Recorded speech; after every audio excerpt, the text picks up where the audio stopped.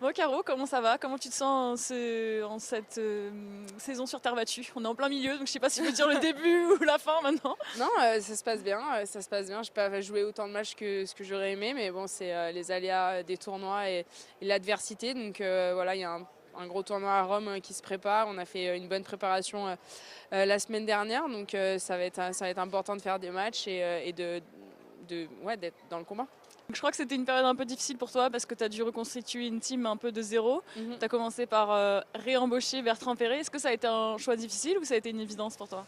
Ouais, il y a toujours des avantages et des inconvénients et c'était quelque chose qui était important pour moi. On a toujours eu un très bon feeling. On se comprend bien par rapport à mon style de jeu, à ma façon de travailler, l'état d'esprit pour aborder les matchs et la compétition. Et ça se passe bien depuis qu'on a recommencé ensemble. On a eu un peu une préparation un peu tronquée avec la Fed Cup au milieu, mais là on a repris bien nos habitudes et on s'entraîne bien. Donc voilà, après il faut être patient, c'est jour après jour, mais je suis contente de pouvoir m'appuyer sur Bertrand. Et tu as l'impression que c'est comme avant ou cette fois c'est un peu différent? C'est jamais comme avant. On cherche pas à que ça soit comme avant en fait, parce que l'année dernière c'est l'année dernière et cette année c'est cette année. Il y a des choses qui ont évolué et on essaie vraiment de se concentrer juste par rapport à ce qu'il y a maintenant et qu'est-ce qu'on a envie de progresser dans mon jeu, dans quelle direction on a envie d'aller avec des gros objectifs. Mais c'est vraiment, ouais, on compare pas par rapport à avant. Et tu as trouvé d'autres personnes alors pour ta team? Ouais, j'ai commencé à travailler avec un préparateur physique aussi depuis 10 jours. Donc faut prendre un peu ses marques, dans quelle direction j'ai envie de travailler, voilà, vers la trentaine, tu sais ce qui marche, tu sais ce qui marche pas, t'as pas envie d'essayer spécialement des nouveaux trucs. Donc ça c'est bon, et un kiné aussi, donc ça va, je peux m'appuyer sur des personnes et ça m'apporte beaucoup de calme, beaucoup de sérénité. Et maintenant, on n'a plus qu'à jouer et à aller chercher des matchs. Bon, ça va, tu te sens déjà bien avec toute la nouvelle team alors? Ouais, ça m'apaise quand même. Ça t'apporte du calme de savoir que tu as des gens autour de toi. Après, tu as toujours ta famille. Il y a mes parents qui sont là. J'ai pu les voir la semaine dernière, donc ça me fait du bien aussi de pouvoir m'appuyer sur des personnes que je connais. Bertrand, on a passé une très belle année l'année dernière, donc tu t'appuies sur des personnes avec des bonnes valeurs. Donc ça, c'est top. Tu parlais de ton style de jeu tout à l'heure. Je sais que vous vous entendez bien avec Bertrand là-dessus. Je crois que tu le dis souvent. Dans le cube, tu nous avais parlé avec Mats du plan A et du plan A+.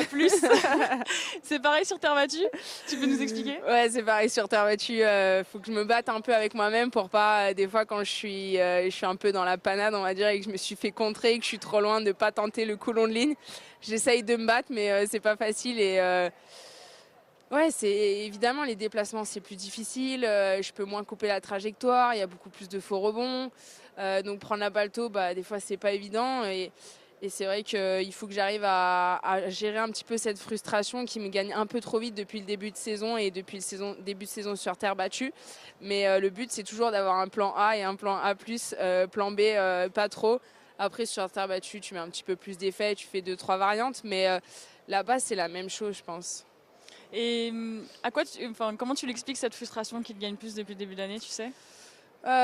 C'est dur à dire, il n'y a pas un seul élément, je pense qu'il y en a plusieurs.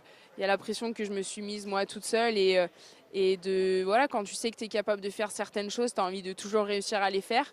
Mais après, il y a des paramètres autour et des fois tu les oublies un peu et tu cherches un peu trop à faire ce qui a marché et c'est pas vraiment comme ça que ça marche. Il faut que je me lâche un peu du lest aussi et que voilà, j'avais le droit de rater quand j'étais 70 et j'ai toujours le droit de rater et de perdre des matchs maintenant que je suis top 10. Et c'est comme ça que j'y suis arrivée, donc faut retrouver un peu ce relâchement et ce lâcher prise.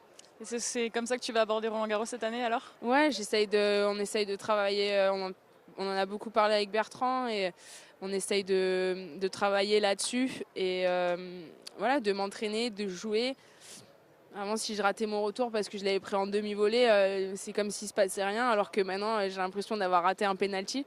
Donc ça joue un peu là-dessus. Et le but de Rome, c'est vraiment de prendre des repères là-dessus, essayer de faire le maximum de matchs parce que j'en ai besoin.